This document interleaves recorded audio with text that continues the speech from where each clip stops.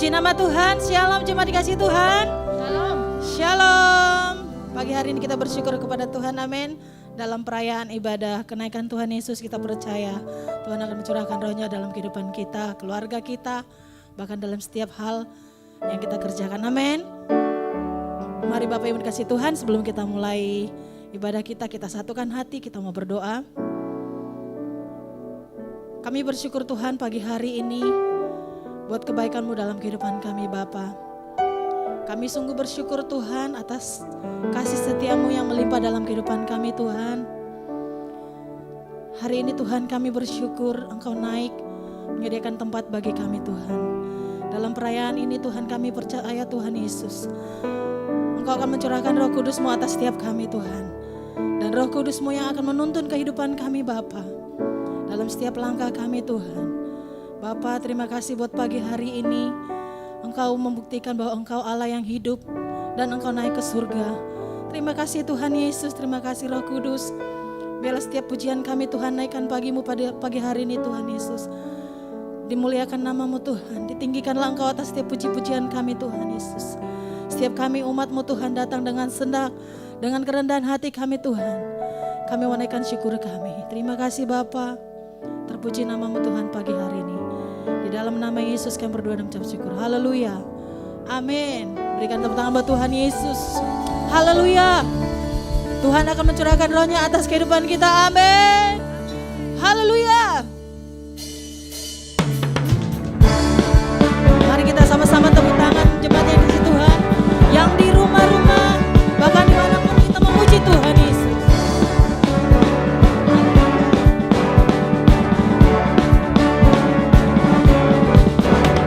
Tuhan curahkan Roh-Mu atas manusia di bumi, biar anak-anak-Mu menyampaikan nubuatan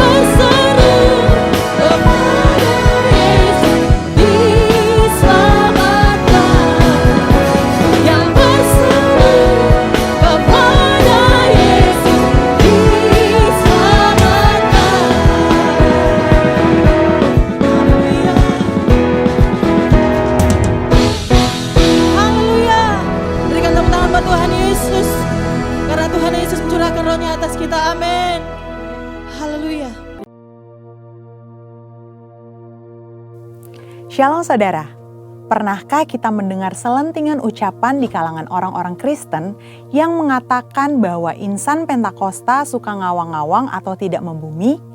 Apakah benar orang Pentakosta hanya peduli tentang karunia-karunia roh, kedatangan Tuhan Yesus yang kedua kali, dunia roh, dan hal-hal lain yang mungkin dianggap abstrak atau tidak relevan bagi kehidupan manusia di bumi pada saat ini?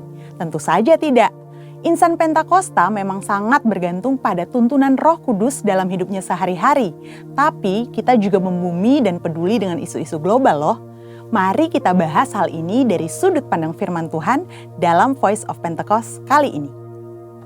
Pada mulanya Allah menciptakan langit, bumi, dan segala isinya.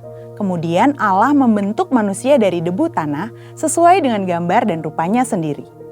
Manusia diberikan perintah untuk menguasai dan memenuhi bumi sambil menikmati persekutuan yang intim dengan Allah. Ini yang dikenal sebagai mandat penciptaan. Ini artinya kita diberikan tugas untuk terlibat dalam berbagai bidang kehidupan dan memberikan dampak sosial dengan pertolongan dari Roh Kudus. Sebagai masyarakat global, tentu insan Pentakosta tidak dapat berpangku tangan saja dan tidak peduli dengan berbagai isu hangat yang sedang berkembang di dunia. Yang pertama, perubahan iklim. Konsensus para ahli menunjukkan bukti terjadinya perubahan iklim yang diakibatkan oleh pemanasan global sebagai dampak dari kelalaian manusia dalam menjaga lingkungannya. Alkitab menuliskan kisah Nuh yang disuruh Tuhan untuk membangun sebuah bahtera yang sangat besar bersama-sama keluarganya demi mempertahankan kelestarian keragaman hayati dari hewan-hewan yang ada. Nah, sebagai insan Pentakosta yang dipimpin Roh Kudus, tentu kita juga perlu menjadi keseimbangan ekosistem yang ada. Bagaimana caranya? Dengan taat kepada berbagai peraturan pemerintah. Yang kedua, isu SARA, suku, agama, ras, dan antar golongan. Seringkali permasalahan yang terkait dengan SARA banyak ditemukan di negara-negara berkembang. Namun, di negara maju juga terjadi berbagai masalah yang berhubungan dengan isu ini. Contohnya, peristiwa demonstrasi Black Lives Matter di Amerika Serikat yang sudah muncul sejak tahun 2013 dan meledak pada tahun 2020. Di Indonesia, isu SARA seringkali dimanfaatkan dalam dunia politik. Seringkali satu pihak menyebut pihak lain dengan berbagai istilah yang sangat tidak pantas. Hal yang disayangkan ialah ada juga sebagian orang-orang Kristen yang terprovokasi dan ikut-ikutan. Nah, apa yang dikatakan Alkitab mengenai isu SARA ini? Rasul Paulus menasihati supaya gereja tidak terbagi-bagi antara golongan Paulus, Apolos, atau Kefas. Seperti yang tertulis dalam 1 Korintus 1 ayat 12-13.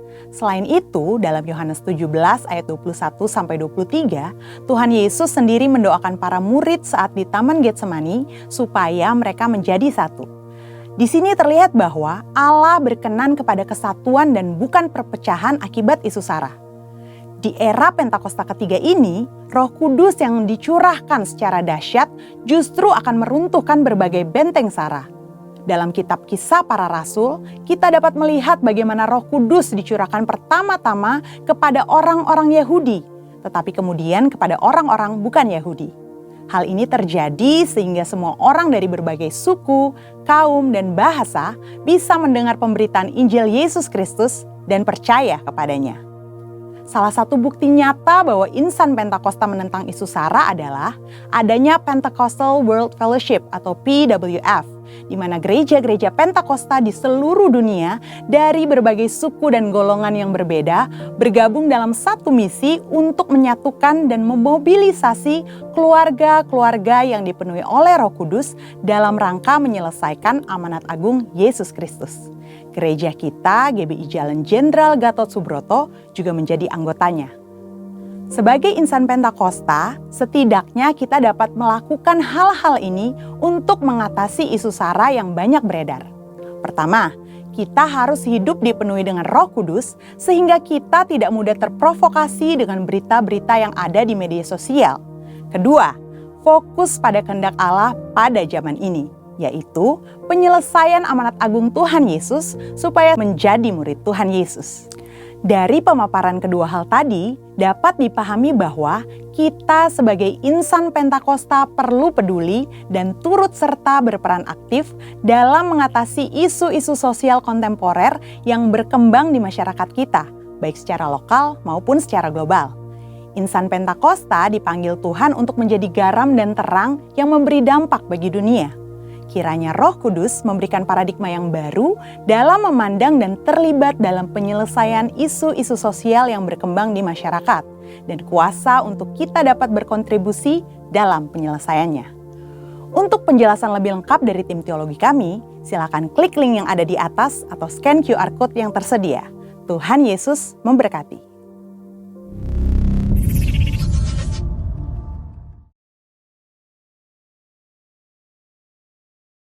Terima kasih Tuhan Yesus.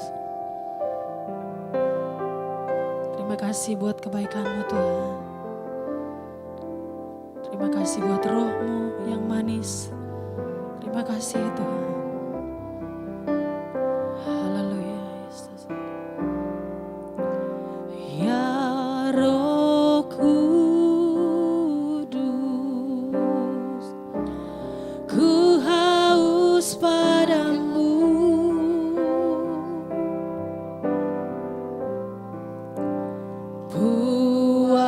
Puaskan sekarang kerinduanku.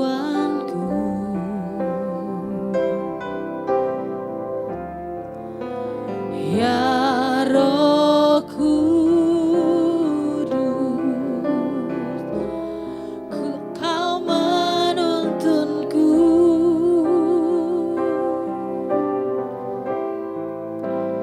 Pimpin langkahku,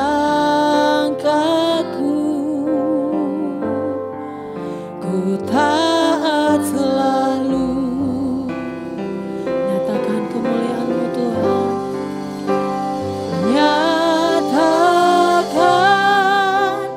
kemuliaan-Mu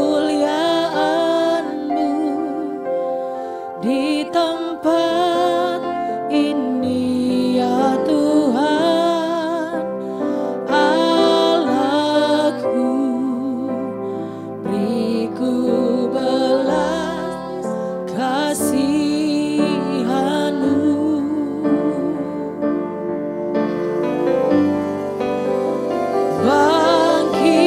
Bangkitkan Roh-Mu di dalamku.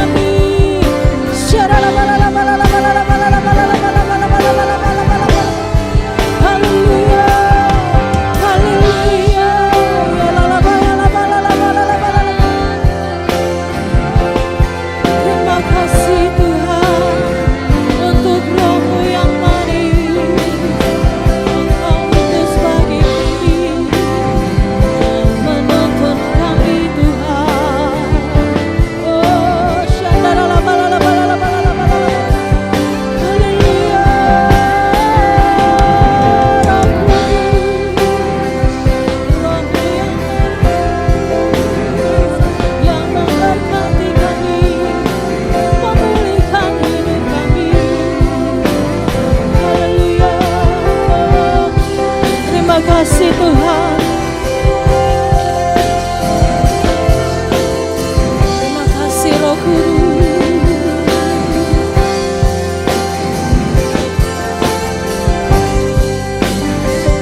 Terima kasih Tuhan. Haleluya. Haleluya. Nyatakan. Amin Tuhan. Di tempat ini Allahku beriku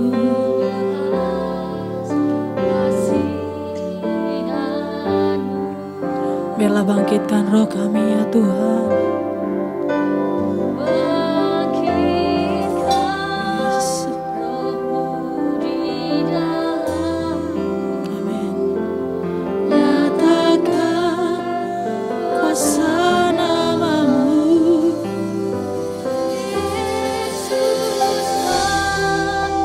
Yesuslah Tuhan. Yesuslah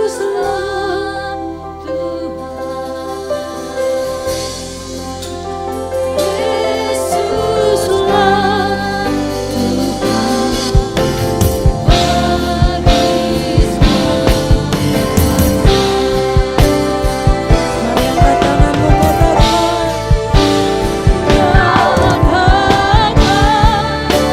nyatakan kemuliaan di tempat ini ya Tuhan. Allahku beriku belas kasihan-Mu. Bangkitkan rohmu Tuhan, rohmu di dalamku. Nyatakan kuasa namamu, Yesuslah Tuhan, Yesuslah Tuhan,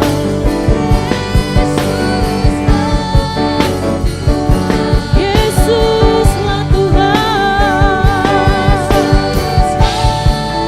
Tuhan bagi semua bangsa.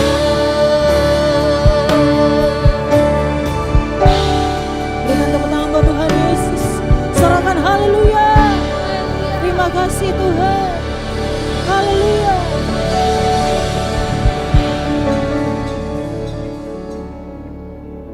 Baik jemaat yang kasih Tuhan, kita akan sama-sama mendeklarasikan arti Pentakosta ketiga. Tuhan Yesus memberkati. Pentakosta ketiga. 1. Pentakosta ketiga adalah pencurahan Roh Kudus yang dahsyat di zaman ini, melebihi yang terjadi di Azusa Street. 2. Pentakosta ketiga akan mengakibatkan penuaian jiwa yang terbesar dan yang terakhir sebelum Tuhan Yesus datang kembali. 3. Pentakosta ketiga akan membangkitkan generasi Yeremia, yaitu anak-anak muda yang dipenuhi Roh Kudus, cinta mati-matian kepada Tuhan Yesus, tidak kompromi terhadap dosa, dan akan bergerak untuk memenangkan jiwa. 4. Pentakosta ketiga lahir di Indonesia dan bergerak ke bangsa-bangsa. Gerakan ini dari timur ke barat dan akan kembali ke Yerusalem. 5. Pentakosta ketiga akan memberikan kuasa untuk menyelesaikan amanat agung, dan setelah itu Tuhan Yesus datang kembali. Di dalam ibadah kami ini, semua kami yang hadir, kami butuh Tuhan berbicara bagi kami. Kami punya keterbatasan dalam menyerap firman Tuhan, tetapi kami tahu ada Roh Kudus yang memampukan kami untuk dapat menangkap berkat dari firman-Mu ini. Sehingga semua yang hadir, siapapun mereka, pasti diberkati Tuhan. Dan dilawat oleh Tuhan. Kuduskan hamba-Mu dan kuduskan kami semua. Di dalam nama Tuhan Kristus kami berdoa dan mengucap syukur, semua diberkati Tuhan. Bersama saya katakan amin. Tuhan, silakan duduk ibu bapak saudara sekalian. Shalom. Saya baru pertama kali Pak ya. Terima kasih Pak Pendeta, semua pengurus yang telah memberikan kesempatan saya untuk dapat menyampaikan firman Tuhan, khususnya pada hari ini. Saya perlu perkenalkan diri. Singkat aja Pak ya. Nama saya Petra Panggidai. Saya tinggal di BSD, sudah berkeluarga, istri nama Yola, dan kami dikaruniakan 2 orang putri, Alista dan Shalomita. Nah, pelayanan kami ada pelayanan di BSD, pengembalaannya ada di sana, tapi kami menyentuh untuk setiap anak muda. Oleh karena itu, hari ini saya mau menyampaikan firman Tuhan bicara tentang unity, kesatuan. Gereja supaya bertumbuh harus ada kesatuan. Amin. Kalau dalam rumah tangga kita mau dapat sebuah terobosan atau jawaban, harus ada kesatuan. Orang punya status pernikahan sudah tidak saling mencintai, itu bahaya.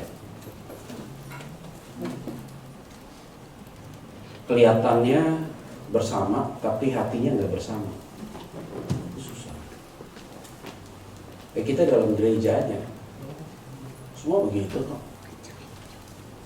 Di masa-masa pandemi ini kan semua dikoreksi Pak Pendeta. Gereja yang besar 5 kali ibadah, kurang tinggal 3 kali ibadah, jemaatnya udah nggak ada yang mau datang. Karena keenakan online kan. 2 tahun sudah beradaptasi dengan online. Dan akhirnya mereka datang, ya udahlah sekedar doang. Biasanya kalau gereja besar ya, gembalanya cenderung egois dan sombong.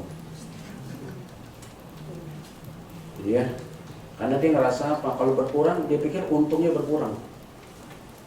Jadi otaknya itu udah otak rusak. Kalau kita pikir begitu ya.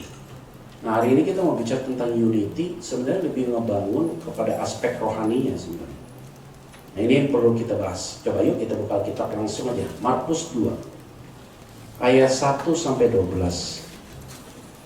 Firman Tuhan ini kuat sekali bagi kita. Ayat pertama kita akan bacanya. Markus pasal 2 ayat yang pertama sampai dengan ayat yang ke-12. Kemudian sesudah lewat beberapa hari, waktu Yesus datang lagi ke Kapernaum, tersiarlah kabar bahwa ia ada di mana? Ini masalah nih. Kapernaum ini adalah satu kota atau satu tempat di mana banyak mukjizat terjadi. Perempuan yang pendarahan 12 tahun di situ disembuhkan. Mertua Petrus disembuhkan di situ. Orang lumpuh disembuhkan di situ. Orang mati dibangkitkan di situ. Kota ini mengalami banyak terobosan pada saat itu. Tapi kota ini dicatat dalam Alkitab dikutuk oleh Yesus. Nanti baca di Alkitab ya. Kota-kota yang dikutuk Yesus itu Korazim dan Kapernaum. Sampai hari ini kota itu masih ada, tapi tidak berpenduduk. Ngerti nggak artinya?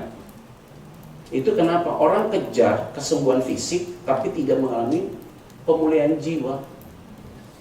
Jadi jangan kaget kalau orang itu mengalami mukjizat, ujungnya dibuang sama Tuhan. Jangan kaget. Karena kesembuhan fisik, sakit disembuhkan, nggak apa-apa, bagus.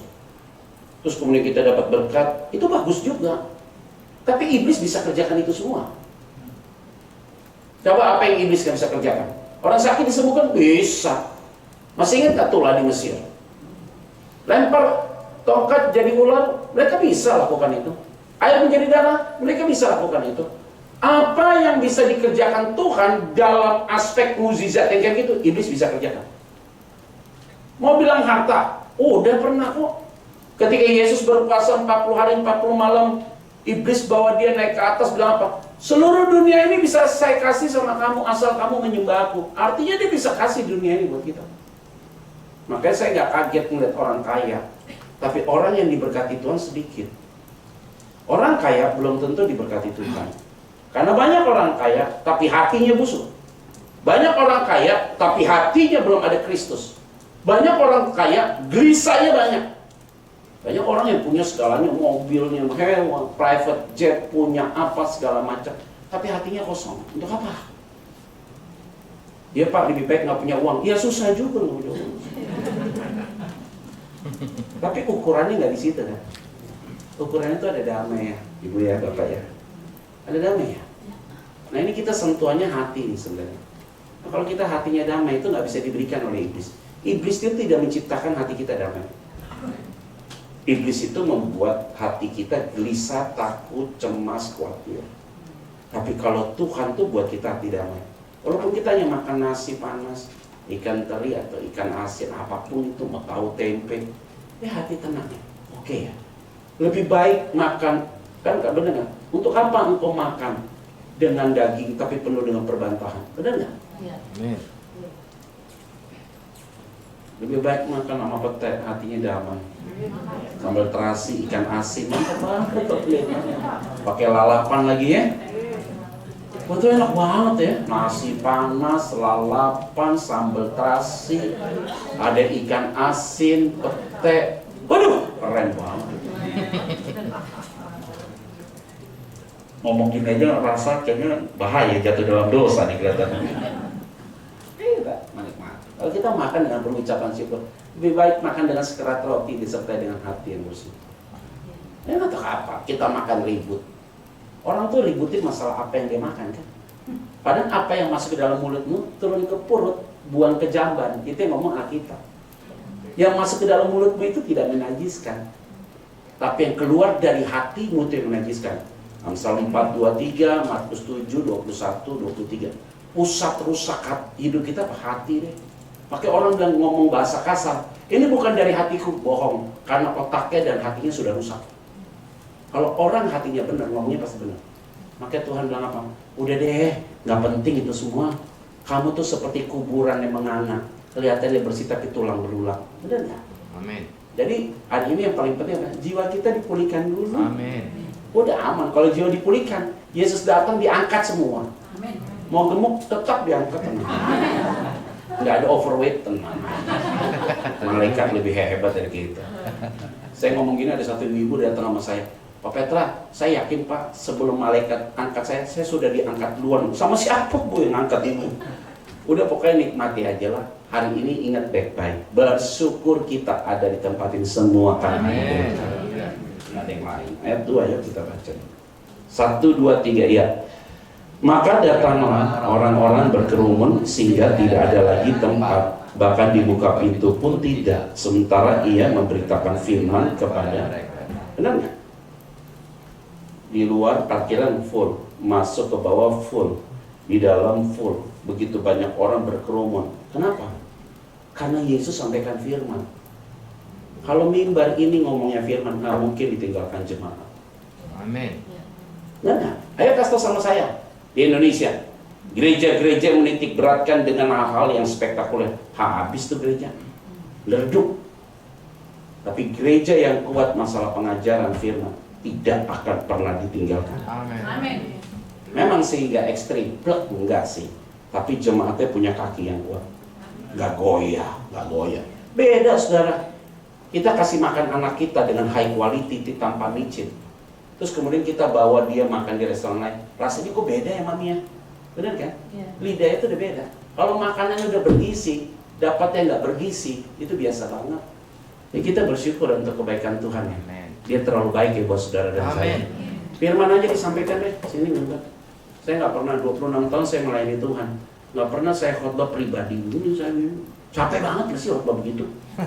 Saya capek. Kasih kesaksian berapa lama sih? Kalau ngomong firman nggak pernah habis loh. Iya. Setiap ada Yesus orang ramai. Kenapa? Sampai orang ngomong nanti baca di rumah ya. Baca aja di rumah nggak apa-apa lah.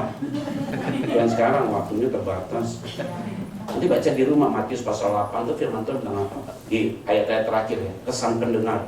Setelah Yesus khotbah di bukit, ngajarin tentang hati jangan menghakimi, jangan khawatir. Tahu kesan pendengar ngomongnya begini. Ih, jarangnya ada orang ngomong seperti ini nih. Dia kalau ngomong tuh punya kuasa dan ada wibawa. Kenapa? Setiap ada Yesus itu wibawanya, oh Pak dia Tuhan. Jangan ngomong dia Tuhan dulu ya. Dia datang ke dalam dunia sebagai manusia. Kalau dia bilang Tuhan tuh selesai tuh cerita. Dia datang sebagai manusia, human being. Orang dia pernah lapar. Aku lapar, aku haus. Tapi dia tidak jatuh dalam dosa. Dia pernah marah, tapi tidak menyakiti hati orang. Pernah marah nggak? Pernah. Obrak-abrik tuh orang jualan di Bait Allah. Pernah marah kan dia? Tapi marahnya pakai otak. Nggak membuat orang siap. Penukar uang dijutir balikan. Kambing domba, kandangnya diobrak-abrik. Sama orang yang jual burung merpati, Yesus bilang apa? Ambil dan bawa pergi. Itu marah pakai otak. Coba dia obrak-abrik tuh burung dara terbang, pasti marah sama orang ini. Marah tuh pakai hikmat dikit.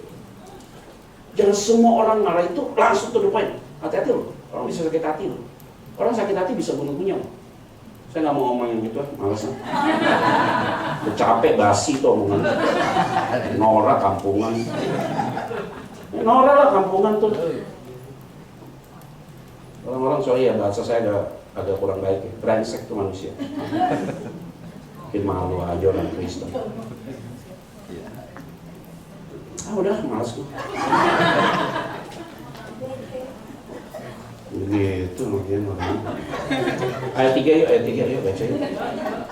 Ini kalau diterusin ngegosip nih pasti di sini. Males. Ayat 3 yuk, 1, 2, 3 ya. Ada orang-orang datang membawa kepadanya seorang lumpuh digotong oleh 4 orang. Udah, yang dilihat jangan orang lumpuhnya, yang diapresiasi 4 orang itu. udah paling benar. Makanya kalau nolong orang tulus-tulus saja. Amin. Orang lumpuh itu nggak mungkin datang ke Yesus kalau nggak diandeng bawa. Hari ini nih di keluarga kita ada yang lemah, itu yang harus diperhatikan. Amin. Jangan ditinggalkan dia. Harus dekat terus sama dia. Aduh, kalau kakak kita sakit, adik kita sakit, orang tua kita sakit, pikir kita. Udah lu aja yang ngurus. Kenapa gitu? Karena takut keluar duit kan? Makanya masukin BPJS. Repot. Kakak-kakak saya kasih BPJS tuh. Yo, sebelum masukin BPJS masuk rumah sakit, cek jantung, keluar juga gua 40 juta. Ya udah namanya kakak sendiri. Lu kakak sendiri kalau sakit masih kita diemin. Darah daging nih. Udah deh, lempar duit kayak gitu sih nggak, pasti Tuhan kasih lebih dari itu kok. Udah santai, udah pulang-pulang dari rumah sakit, lu nggak ada asuransi? Nggak ada. Gue masukin BPJS ya? Iya. Kenapa? Supaya gue nggak biayain lagi. Udah lah, BPJS saya bayar langsung 1 tahun udah duduk diam aja. Harap dia sehat lah. Kemarin dia sakit, katanya kepalanya keringan. Hebat tuh bos, gara-gara BPJS gue ditolong. Oh enggak, gara-gara gue bayar, itu aja bedanya. Bukan gara-gara BPJS, kalau gue nggak bayar juga lu nggak bisa. Dan aneh-aneh nih, biasa-biasa. Padahal orang gitu Pak Pendeta. Kita pergi ke Israel yuk dengan iman, enggak, pakai duit. Melangkahnya pakai iman. Mana ada kita mau ke Israel pakai iman? Bagaimana cara iman nih? Iman mana bisa? Bayar tiket pesawat aja, makan banget. Jangan aneh-aneh deh hidupnya sih. Ada 4 orang bopong itu, orang lumpuh itu. Hebat ya. Ayat 5, ayat 4. 1, 2, 3 ya. Tetapi mereka tidak dapat membawanya kepadanya karena orang banyak itu. Lalu mereka membuka atap yang di atasnya. Sesudah terbuka, mereka menurunkan tilang tempat orang kira-kira nih kita bawa orang lumpuh nih, di sini ramai, di parkiran ramai, sampai di depan mau masuk lote. Dulu Golden True di sini ya. Iya. Ini mainan saya dulu. Nggak usah dibahas, males aja. Ada catatan dosa di daerah sini. Dulu Pak belum bertobat, tahun berapa ya? 90 berapa? 92. Masih itu masalah. Rumah saya di sini ya. Dulu sekolah saya di sini nih. SMA 46. Rumah saya di Cinere. Dulunya di Hanjebat Selatan, pindah ke Cinere. Udah, nggak usah kesaksian, ini aja dulu dibahasnya. Akhirnya tuh orang rame kan di bawah. Orang lumpuh itu dibawa oleh 4 orang sampai di bawah, nggak bisa masuk. Kira-kira kalau kita jadi orang yang mau tolong orang lain, ada 2 kemungkinan kan? Kita tinggalin orang lumpuhnya di situ, atau kita bawa pulang kan? Iya. Mereka tidak habis akal loh. Mereka naik ke atas rumah itu, buka atapnya. Itu berarti kalau kita mau punya hati untuk tolong orang, jangan setengah-setengah. Amin. Lakukan sampai tuntas. Amin. Masih ingatnya perumpamaan tentang seorang Samaria? Ingat ya, yang dia rampok. Orang Yahudi lewat tali tarot, dicuekin. Orang Samaria ini pikul, dia bawa. Rantai penginapan, lu urus biaya, gue kasih duit. Kalau kurang lu ngomong sama gue. Harus total. Lakukan apapun harus total. Melayani total, jadi ibu rumah tangga total, sebagai kepala keluarga total. Lakukan yang terbaik. Pasti Tuhan buka jalan. Gak mungkin Tuhan tidak buka jalan. Orang yang punya hati tulus untuk melakukan apapun, Tuhan tidak pernah sedikit pun mematikan kreativitas dalam hidupnya. Selalu Tuhan buka jalan. Amin ya? Udah santai aja Bu. Mau hitung apa Pak Bu? Mau hitung duit? Gak akan dapat. Orang matematika kita sama matematika Tuhan beda tuh. Bener gak? Matematika kita 2 tambah 2 4. Tuhan beda. 5 tambah 2 jadi 12 bakul tuh. Santai-santai aja. Loh, ini kan saya lihat wajah-wajahnya kan nggak usah diterusin ya. Pengalaman hidupnya udah banyak. Dari wajah-wajahnya sih pengalaman hidupnya udah banyak semua. Udah deh, kita udah lewati namanya padang berumput hijau. Kita udah masuk lembah kekelaman. Seperti Mazmur 23 aja. Tapi aku tidak takut bahaya sebab Engkau beserta. Ayo Bu, Pak, sampai hari ini ditolong Tuhan nggak Bu? Amin. Dipelihara Tuhan nggak? Amin. Ya udah, khotbahnya berhenti kalau gitu kan selesai. Ngapain gua khotbah lagi? Nah, ini hanya ingetin aja sih, hanya ingetin aja. Jadi kalau kita mulai hari ini mulai gelisah, ingat ke belakang dikit aja. Yang susah aja Tuhan pelihara. Masa Tuhan nggak pelihara kita hari ini? Amin. Pak, Bu, ikut Tuhan ini ngeri-ngeri sedap ya. Pak, ikut Tuhan ngeri-ngeri sedap Pak. Belum pernah ngalamin ya? Udah saatnya mau bayar, ada aja lu. Kayak dikasih burung gagak datang ke kita ya. Alkitab ngomong apa? Alkitab bilang begini. Kalau kamu lihat orang susah, lu bantu aja. Nanti gue punya utang sama lu. Tuhan bilang gitu kan? Ada bantu orang susah, aku memiutangi. Firman Tuhan bilang apa lagi? Tenang aja orang benar, lu duduk manis. Duit lu ada di orang fasik. Nanti di orang fasik gue kasih ke lu. Kita cari tuh orang siapa. Tuh orang fasik siapa, kasih tau kita tuh. Makanya setiap saya terima duit, saya nggak mau tanya tuh duit berasal dari mana, saya nggak mau. Setelah duit dipakai baru kasih tau, duit gue udah habis, duitnya gue udah kagak. Gue udah nggak mau tahu. Kalau saya tahu tuh duit berasal dari mana, saya nggak mau pakai. Istri saya bilang, Pak, ceritain Pak Pendeta ya. Baru kemarin kejadian, selesai khotbah habis, ada satu orang timur, orang Ambon lah. Saya rasa dia pesuruh sih dia. Ini pesuruhnya dari bosnya dia. Tiba-tiba bawa kantong kotak coklat gitu. Tiba-tiba Pak, ini Pak perpuluhan buat Bapak. Itu ada amplop bertumpuk-tumpuk. Satu amplop itu kurang lebih ada 22 amplop.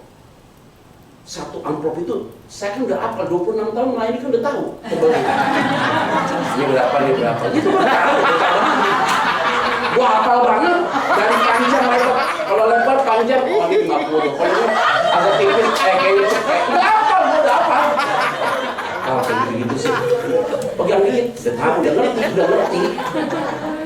22 loh. 22. Ya sih. Tuh orang tiba-tiba jalan. Ini Pak, perpuluhan saya Pak, jalan ya. Kayaknya disuruh orang. Masuk ke dalam mobil. Istri saya bilang, ya apa nih Pak, amplop ini?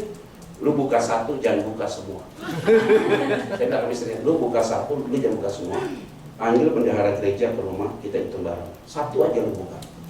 Dibuka mana? Pak, ini duit Pak. Tutup lagi, taruh lagi. Ini duit dari mana? Jangan dicari tahu ini duit dari mana. Dan jangan cari tahu siapa yang kasih. Kenapa saya nggak mau cari tahu? Kalau saya tahu, nanti gue hormat sama dia kebanyakan. Sampai gue hormat dia ketemu. Oke Pak Pendeta, lebih enak begini yang datang orang Ambon Timur taruh nikah per bulan, oke makasih. Gitu. Semakin kita cari tahu dia, apa yang terjadi? Tiap ketemu dia jadi nggak enak hati. Hanya dua kemungkinan, hormati dia seperti Tuhan, atau telepon dia minta tolong lagi, kan kurang ajar. Lebih baik gue nggak usah tahu. Itu baru nggak usah dicari tahu. Makin cari tahu, makin tidak nyaman kita. Jadi setiap dapat berkat, ini Pak tak mau tahu nggak orang? Nggak mau tahu orangnya siapa, supaya di mimbar ngomongnya lurus. Amin. Ya kalau tahu orang itu yang kasih berkat, ngomong apa? Ya, gue balik lagi ke sini. Oh, dia human being, Pak, manusia. Ada agak bego-begonya tipis. Makanya 26 tahun saya untung hati saya bisa tertata untuk hal itu terus. Aduh, Tuhan tolong. Ayat 5 yuk kita baca yuk. 5 yuk, udah jangan lama-lama. 1, 2, 3 ya. Ketika Yesus melihat iman mereka, berkatalah ia kepada orang lumpuh, "Hai anakku, Dosamu sudah diampuni." Amin. tunggu dulu. Yang dilihat iman mereka. Yesus lihat iman mereka, bukan orang lumpuhnya. Nih 4 orang ini hebat loh imannya. Jadi hari ini kalau kita bantu orang, bukan orang yang dibantu dilihat Yesus, yang ngebantu. Ini orang hatinya benar. Jangan minta dipuji. Kalau bantu orang, jangan minta orang itu feedback lagi sama kamu. Amin. Jangan. Nanti Amin. biar Tuhan yang bantu saudara. Amin. Lewatnya dengan cara nggak tahu. Pokoknya Tuhan punya banyak cara. Amin. Iya. Dia bilang sama orang lumpuh ini, dosamu sudah diampuni. Itu berarti orang lumpuh ini, kenapa? Karena dosa dia. Di dalam Alkitab itu dicatat 3 orang sakit. 1, karena dosa orang tuanya atau kutuk. 2, karena dosa pribadi dia. 3, bukan dosa orang tuanya, bukan dosa dia, tapi karena Tuhan lewat penyakitnya ingin menyatakan kemuliaan Tuhan. Ingat orang yang buta sejak kecil, itulah ceritanya. Ayat 6, 7. Saya paling malas nih baca ayat 6, ayat 7. Tapi udah harus dibaca firman Tuhan soalnya. Gak seneng saya sebenarnya kayak gitu. 1, 2, 3 ya. Tetapi di situ ada juga duduk beberapa ahli Taurat. Mereka berpikir dalam hatinya, mengapa orang ini berkata begitu? Ia menghujat Allah. Siapa yang dapat mengampuni dosa selain daripada Allah sendiri. biasa? Kalau ada orang yang mau dipulihkan, ada aja yang julid. Biasa banget. Kalau susah jangan cerita sama orang ya. Kalau susah cerita sama orang, 20% mereka peduli, 80% mereka happy kalau kita susah. Ya ilah, udahlah, gue ngalamin. Orang tuh sok iba bang, oh lu susah ya Pet. Di hatinya dia, nggak ada dia begitu, dia happy banget, kamu syukur lu kenal. Tapi kalau kita senang, jangan cerita sama orang. Karena nggak semua orang senang kalau kita senang. Jadi susah senang nggak usah cerita. Udah kelihatan dari wajahnya.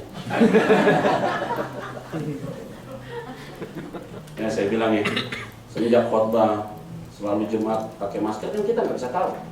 Tapi kan Tuhan tahu hati ibu bapak. Ya kan, tahu-tahu pakai masker semua Nora nih pendeta. Kan nggak ada yang tahu. Mana yang tahu? Tapi Tuhan tahu hatimu. Ayat 8 kalau kita baca. Tanggung jawab aja sama Tuhan, lu nggak ikut-ikutan. Yuk 8 yuk, 1, 2, 3 ya. Tetapi Yesus segera mengetahui dalam hatinya bahwa mereka berpikir demikian. Lalu ia berkata kepada mereka, mengapa kamu berpikir begitu dalam hatimu? Benar nggak?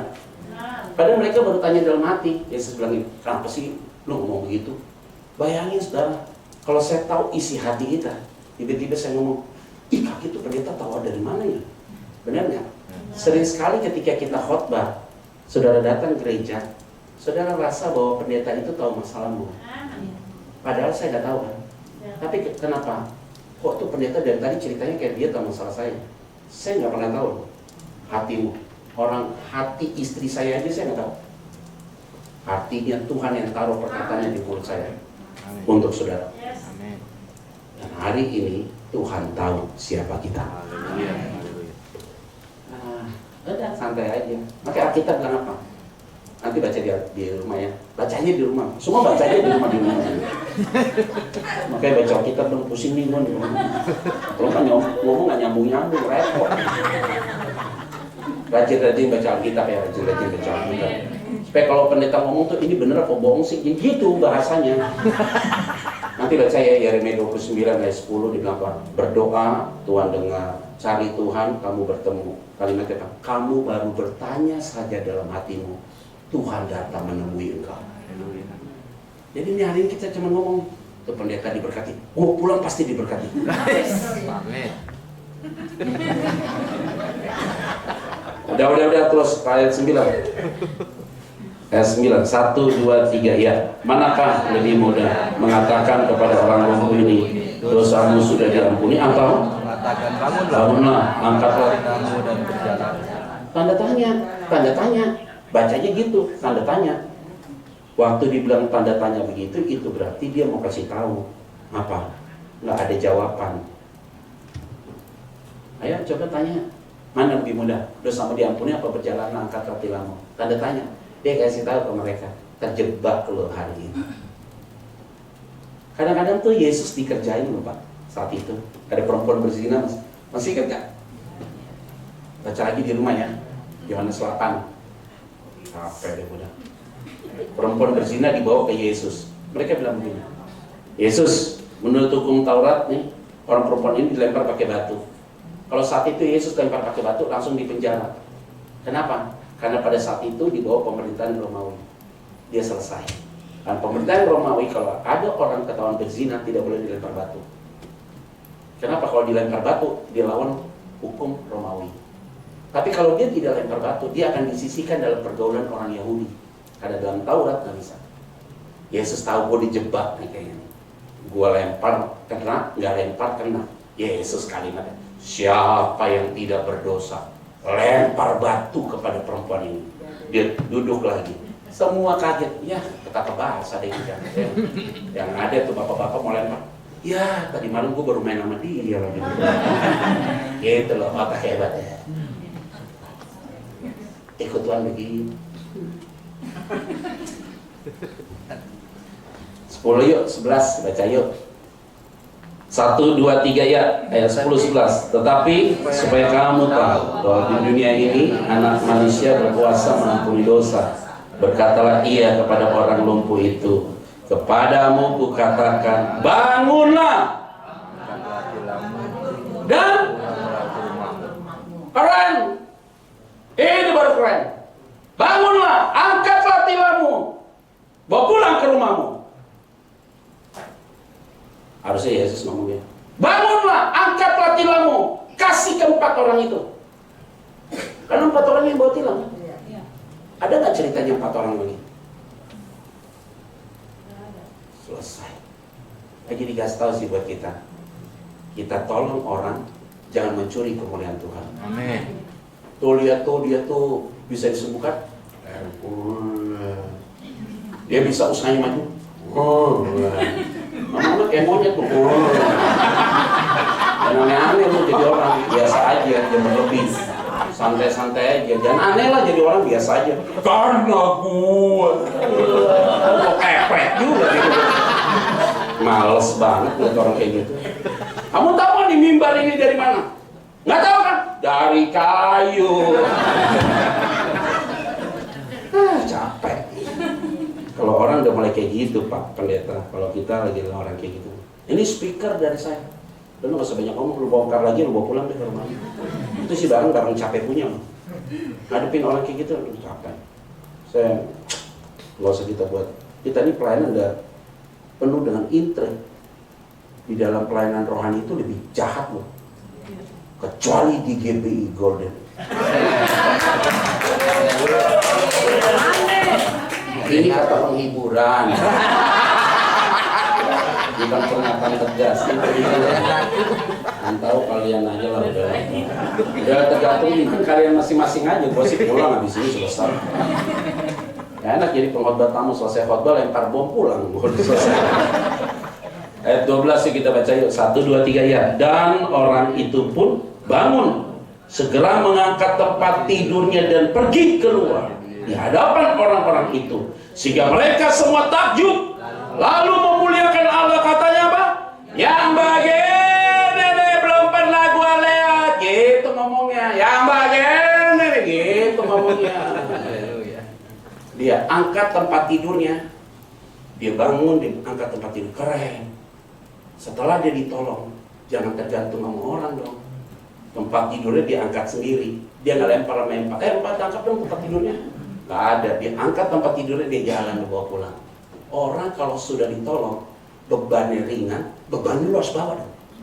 Ademu usahanya bangkrut, kita cici atau koko kasih modal, dia sudah bergerak, lu jangan minta lagi dong sama cici lu.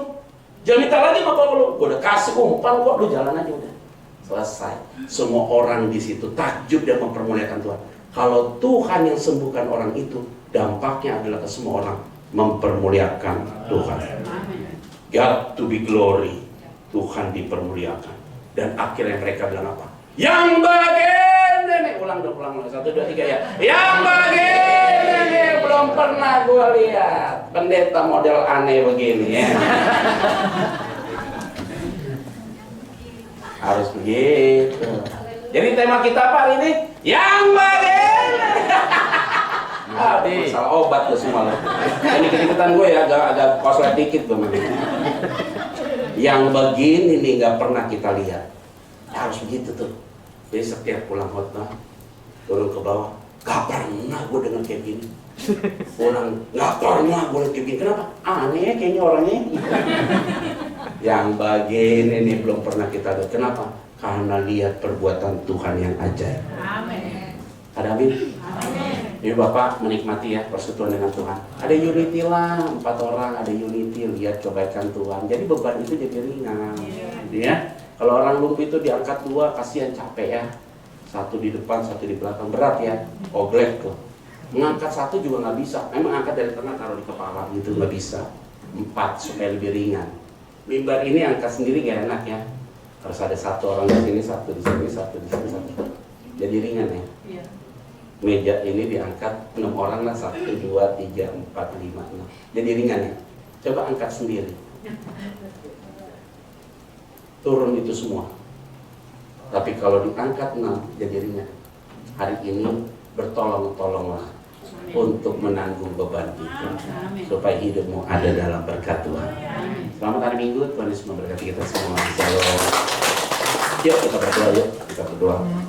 Terima kasih, kami tahu Tuhan tahu hati kami. Tuhan tahu beban hidup kami, Tuhan tahu pergumulan kami. Hamba berdoa, tidak ada satu pun di tempat ini yang hidupnya tidak ada jalan keluar. Amin. Semua pasti ada jalan keluar. Berkati Amin. Pak Pendeta, berkati gereja ini, Amin. biar kami semua ada dalam berkat Tuhan. Amin. Di dalam nama Tuhan Yesus Kristus, kami berdoa dan mengucap syukur. Semua diberkati Tuhan. Bersama saya katakan, Amin. Permisi ya, mau pulang. Pelayanan lagi, Tuhan Yesus memberkati kita semua. Shalom.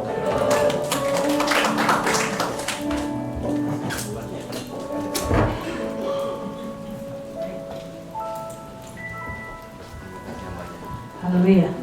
Baik Bapak Ibu dikasih Tuhan, kita akan mendengarkan pengumuman.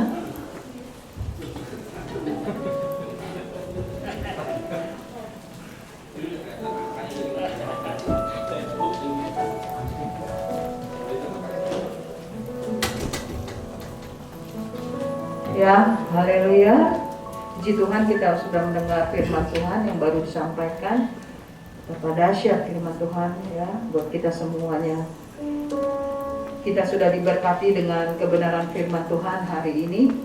Untuk itu kami mengucapkan terima kasih. Terima kasih Tuhan, terimalah berkat kasih Allah berlimpah-limpah di anaknya Yesus Kristus dan persekutuan indah dengan Roh Kudus mulai hari ini sampai Yesus datang kedua kali menjemput kita di awan permai, bahkan sampai selama-lamanya. Yang percaya sama-sama ucapkan amin. Tuhan.